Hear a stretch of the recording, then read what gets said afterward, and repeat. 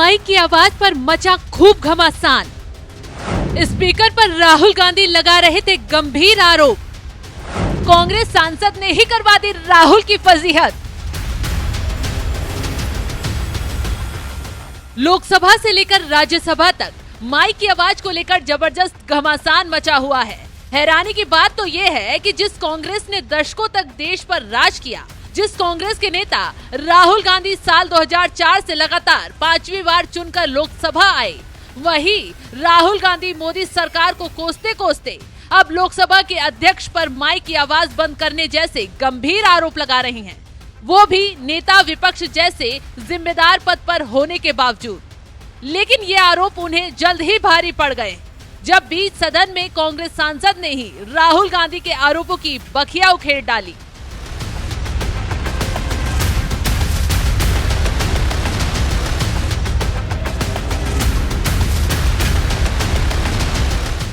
दरअसल संसद चलाने के लिए कुछ नियम कानून बनाए गए हैं। उसी के तहत लोकसभा में अध्यक्ष और राज्यसभा में सभापति सदन का संचालन करते हैं। जहां तक सांसदों की सीट पर लगे माइक का सवाल है, तो माइक बंद करने या फिर चालू करने का निर्देश तो लोकसभा अध्यक्ष ही देते हैं, वो भी नियमों के तहत। स्पीकर के पास ऐसा कोई बटन या रिमोट नहीं होता कि वो जब चाहे किसी सांसद का माइक बंद कर दें या फिर चालू कर दें। उनका काम सिर्फ निर्देश देने का होता है और ये बात नए नए नेता विपक्ष बने राहुल गांधी भी अच्छी तरह से जानते होंगे, क्योंकि वो साल 2004 से लगातार 5वीं बार सांसद बने हैं। लेकिन इसके बावजूद उन्होंने मोदी सरकार पर विपक्ष की आवाज दबाने का आरोप लगाने के लिए सीधे सीधे स्पीकर को ही निशाने पर ले लिया। 28 जून को ही सोशल मीडिया पर एक वीडियो पोस्ट करते हुए कांग्रेस ने लिखा, जहां एक और नरेंद्र मोदी नीट पर कुछ नहीं बोल रहे, उस वक्त विपक्ष के नेता राहुल गांधी जी युवाओं की आवाज सदन में उठा रहे हैं। लेकिन ऐसे गंभीर मुद्दों पर माइक बंद करने जैसी ओछी हरकत करके युवाओं की आवाज को दबाने की साजिश की जा रही है। माइक मैं बंद नहीं करता हूं, पूर्व में भी आपको व्यवस्था दी थी, यहाँ कोई बटन नहीं होता। सर माइक तो दे दीजिए। मैं आपको पूर्व में बता चुका हूं कि आप विषय राष्ट्रपति भाषण में रखें। अभी आपका नहीं सर, कोई हम रिकॉर्ड में नहीं जाएगा, इसलिए मेरा आग्रह है उनको, हिंदुस्तान के जो स्टूडेंट्स हैं उनको हम जॉइंट मैसेज देना चाहते थे। हाँ दें आप। सुनिए जॉइंट मैसेज देना चाहते थे ऑपोजिशन और सरकार के साइड से कि इस मुद्दे को हम जरूरी मानते हैं और इसीलिए हमने सोचा था कि आज स्टूडेंट्स की रिस्पेक्ट करने के लिए हम नीट पर डिस्कशन करें। ठीक है, आप डेडिकेटेड डिस्कशन। अब बात यह है कि दो फोर्सेस हैं, एक तरफ नहीं माने प्लीज। ओके, सभा पटल पर रखे जाने वाले पत्र आइटम नंबर 3 श्री अर्जुन मेघवाल जी। कांग्रेस के आरोपों पर उस वक्त भी लोकसभा अध्यक्ष ओम बिरला ने मुंह तोड़ जवाब देते हुए कहा था, माइक मैं बंद नहीं करता हूं, यहाँ कोई बटन नहीं होता। लेकिन इसके बावजूद कांग्रेस आरोप लगाने से बाज नहीं आ रही है। सोमवार को भी दोनों सदनों में माइक बंद करने का मुद्दा गरमाने लगा, जिससे लोकसभा अध्यक्ष ओम बिरला इस कदर आहत हो गए कि उन्होंने सदन में ही सभी सांसदों से कहा, कम से कम माइक बंद करने के आरोप ना लगाएं, क्योंकि स्पीकर के पास माइक का कोई बटन या रिमोट नहीं होता है। माननीय सदस्यगण, एक विषय मेरे लिए गंभीर चिंता का विषय है। अब सदन भी इस पे चिंता व्यक्त करें। कई माननीय सदस्य बाहर ये आरोप लगाते हैं कि माननीय अध्यक्ष या पीठासीन अधिकारी या आसन पर बैठे व्यक्ति माइक बंद कर देते हैं। आप वर्षों तक, आपको कई साल हो गए, आपका अनुभव है, मेरी बात सुनिए, आपका अनुभव है, आप मुझसे भी वरिष्ठ हैं, आप पुराने सदन में भी हैं, नए सदन में भी हैं। आसन से एक व्यवस्था रहती है, जिसका नाम पुकारा जाता है वो अपनी बात कहता है। आसन व्यवस्था दे देती है, दूसरा नाम तो दूसरा पुकारा जाता है। आसन से व्यवस्था के अनुसार माइक का कंट्रोल चलता है। माइक का कंट्रोल रिमोट कभी भी आसन पे बैठे वाले व्यक्ति पे नहीं होते। आसन पर आप भी बैठते हैं, सब दल के व्यक्ति बैठते हैं और सभी दल के सभापति तालिका के सदस्य इसी तरीके से सदन चलाते हैं, चाहे किसी भी दल का सदस्य हो। और ये आसन की हमेशा मर्यादा रही है। इसलिए मेरा आग्रह है, आप कभी भी कोई भी व्यक्ति सभापति तालिका पर आसन पर बैठे हैं, इस तरीके का आक्षेप नहीं करेंगे तो उचित रहेगा, संविधान की मर्यादा के अनुसार रहेंगे। नेता विपक्ष राहुल गांधी की ओर से लगातार माइक बंद करने के आरोप लगाए जाने पर स्पीकर ओम बिरला ने कुछ इसी तरह से उन्हें ये बात अच्छी तरह से समझा दी है कि आसन पर बैठे व्यक्ति के पास माइक का कंट्रोल नहीं रहता है। आसन की व्यवस्था के अनुसार माइक का कंट्रोल चलता है और ये बात कांग्रेस के ही सांसद के सुरेश भी अच्छे तरह से जानते हैं, जो स्पीकर ओम बिरला की गैर मौजूदगी में सदन चलाते हैं। यही वजह है कि माइक बंद करने का आरोप लगाने वाले राहुल गांधी को जवाब देते हुए स्पीकर ओम बिरला ने सीधे के सुरेश का नाम ही ले लिया और उन्हीं से पूछ लिया, आप भी मेरी गैर मौजूदगी में सदन चलाते हैं, क्या स्पीकर के पास माइक का कंट्रोल होता है? जिस पर राहुल गांधी के बगल में ही बैठे कांग्रेस सांसद के सुरेश ने नामे जवाब दे दिया। माननीय सुरेश जी भी बैठते हैं।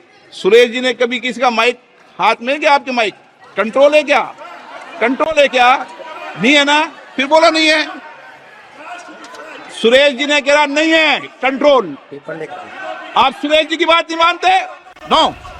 तो जहां एक तरफ राहुल गांधी स्पीकर पर माइक बंद करने के आरोप लगा रहे थे, तो वहीं दूसरी तरफ उन्हीं की पार्टी के सांसद के सुरेश ने उनके आरोपों को झूठा साबित करते हुए कह दिया, स्पीकर के पास ऐसा कोई बटन ही नहीं होता जिससे वो राहुल गांधी या फिर किसी और सांसद के माइक बंद कर सके। और ये बात के सुरेश अच्छी तरह जानते हैं, क्योंकि स्पीकर ओम बिरला की गैर मौजूदगी में वो सदन चलाते हैं। और अगर वाकई स्पीकर की सीट के पास माइक का बटन होता है, तो फिर राहुल गांधी के मुताबिक के सुरेश भी बीजेपी सांसदों के माइक बंद कर सकते हैं। लेकिन नहीं, ऐसा नहीं होता, क्योंकि लोकसभा में सांसदों की माइक के संचालन की जिम्मेदारी लोकसभा सचिवालय के कर्मचारियों के पास होती है, जबकि राज्यसभा में माइक के संचालन राज्यसभा सचिवालय के कर्मचारी करते हैं। और ये बात राहुल गांधी भी अच्छी तरह से जानते होंगे। लेकिन बावजूद उसके उन्होंने जिस तरह से माइक बंद करने का मुद्दा उठाया, इस पर आपका क्या है कहना? अपनी राय हमें कमेंट कर जरूर बताएं।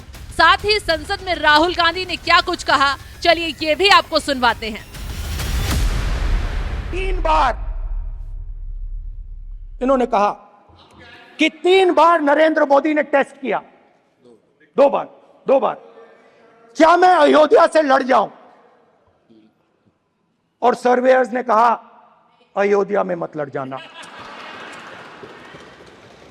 अयोध्या में मत लड़ जाना, अयोध्या की जनता हरा देगी। और इसीलिए प्रधानमंत्री वाराणसी गए और वहां बच के निकले।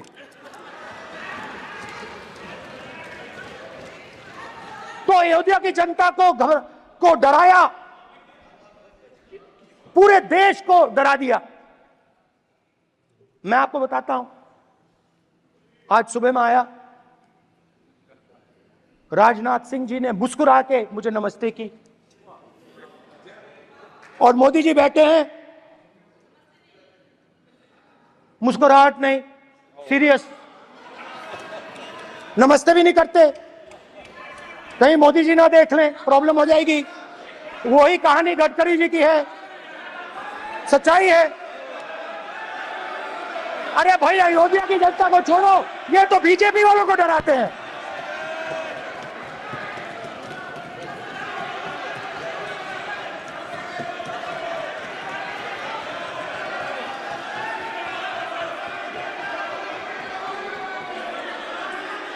माननीय सर क्या है?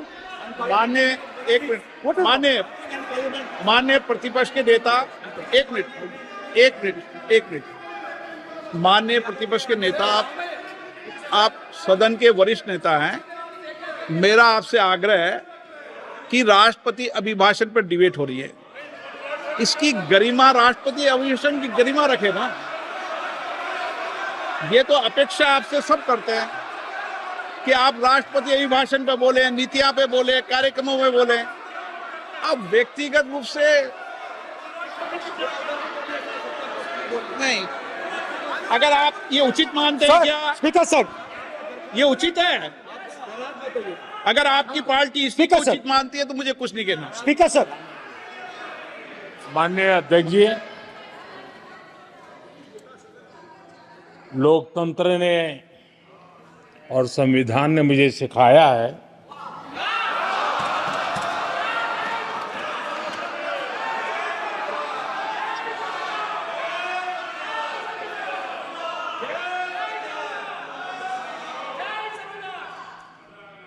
कि मुझे विपक्ष के नेता को गंभीरता से लेना चाहिए।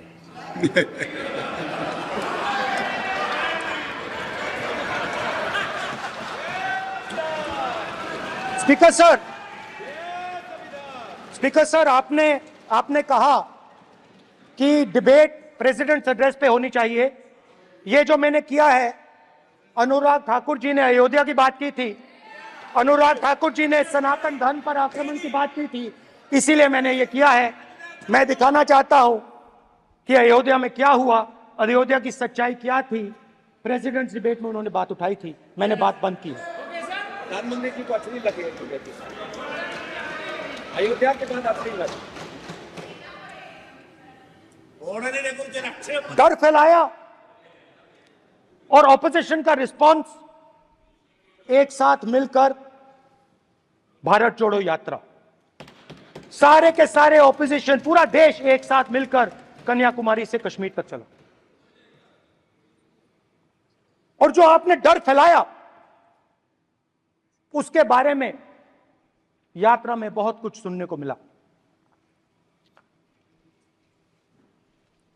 अभी तक याद है, सुबह 7 बजे 7-8 बजे की बात थी, यात्रा में चल रहे थे, एक महिला आती है, हमारे साथ चलती है, मेरा हाथ पकड़ती है और घबराई हुई सी थी। तो मैंने पूछा क्या हुआ, और मुझे कहती है मुझे मार रहा है, मुझे मार रहा है। मैंने पूछा कौन मार रहा है, कौन मार रहा है? बेटी बचाओ, बेटी की दुविधा सुनाई दे रही, बेटी का दर्द नहीं सुनना चाहते, भारत की महिलाओं का दर्द नहीं सुनना चाहते। मैंने पूछा कौन मार रहा है, कहता है मेरा पति मार रहा है। मैंने कहा क्यों? कहती है सुबह का खाना नहीं दे पाई। मैंने कहा क्यों? खरीद नहीं पाई, महंगाई है, महंगाई है, खरीद नहीं पाई, खाना नहीं पका पाई, इसलिए मुझे मार पिट रही है।